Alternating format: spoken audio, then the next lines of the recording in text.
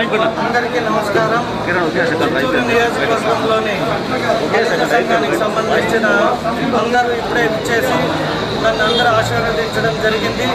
అలాగే బల్జ సంఘానికి అధ్యక్షులైన ఓఎం రామదాస్ అన్న గారు, అలాగే ఇంకా డీకే బద్రి అన్న కావచ్చు, పార్టీలో అనేక మంది సంఘ నాయకులందరూ, రెడ్డప్ప అన్న కావచ్చు, అందరూ ఆహ్వానించి వారి సంపూర్ణ మద్దతు ఈరోజు ఉమ్మడి అభ్యర్థి అయిన జనసేన టీడీపీ గురజాల జగన్మోహన్ అనే నాకు మద్దతు తెలిపినందుకు జన్మజన్మలు వాళ్ళు రుణం తీర్చుకోవడానికి నా వంతు ఒక బాధ్యతను అప్పచెప్పారు.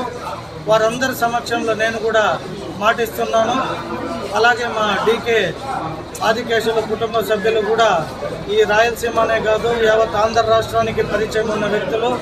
వారి సేవలను ఈ జిల్లాకి ఎంతో ముందు 40 ఏళ్ల క్రితం చేసిన సేవలను గుర్తించి ఇవాళ వారందరూ కూడా నన్ను అలాగే సోదర భావంతో కలిసిమెలిసి ఈ నియోజకవర్గంలో బల్జ కుటుంబ సభ్యులందరికీ ఉన్నత స్థానాన్ని కల్పించాలని కోరారు.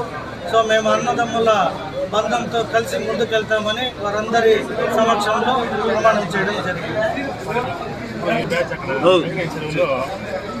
ఉంటారు ప్రతి కుల సంఘాల్లో ఎవరో ఒకరు అనే వారిని వేరు చేసి గలాట్లు చేయడమే ఇప్పుడున్న రాష్ట్ర ప్రభుత్వ లక్ష్యము. కానీ 4-5 పోయి ఉండొచ్చు, లేదా 10 మంది పోవచ్చు. యావత్ 25,000 కుటుంబ సభ్యులు డీకే ఆదికేశుల కుటుంబం కావచ్చు, అలాగే ఒక బల్జ భవనం కట్టుకొని బల్జ సంఘం అని పెట్టుకున్నారు. కాబట్టి వారి ఆదేశాలు, వారి ఒక్క మాటలు మీరే విన్నారు. కాబట్టి పోయిన వారో ఎవరో ఇంకొక 10 మంది ఎక్కడో మాట్లాడటంని నేను మాట్లాడకూడదు. సో వారందరూ సంపూర్ణ మద్దతు. ఒక భవనం కట్టుకుంటూ ఒక నియోజకవర్గంలో సేవ చేసిన కుటుంబం ఈ తెలుగుదేశం పార్టీ డీకే ఆదికేశవ నాయుడు గారిని ఎంపీ చేసింది, అలాగే టీటీడీ చైర్మన్ చేసింది, వారి సతీమణిని ఎమ్మెల్యే చేసింది. అనేక ఇంకా రానున్న రోజుల్లో కూడా వారి కుటుంబానికి ఉన్నతమైన స్థానం కల్పించే ఒక మాట కూడా మా అధ్యక్షులు వారు చెప్పారు. సో వారు వేరు, మేము వేరు కాదు, మేమంతా ఒక కుటుంబ సభ్యులు. ఎవరో ఒకరు ఎల్లు ఉంటారు ఏదో కొన్ని కారణాలతో, వారిని మేమేమి దూషించాల్సిన అవసరం లేదు. ఉన్నవారు మద్దతు ఇచ్చారు కాబట్టి మాకు మా కుటుంబ సభ్యులు 25,000 మంది కుటుంబ సభ్యులు ఉన్న సంఘం మద్దతు తెలిపింది. కాబట్టి అదే మాకు ఒక పెద్ద వరం. పార్టీ వైపు ఉన్నారు.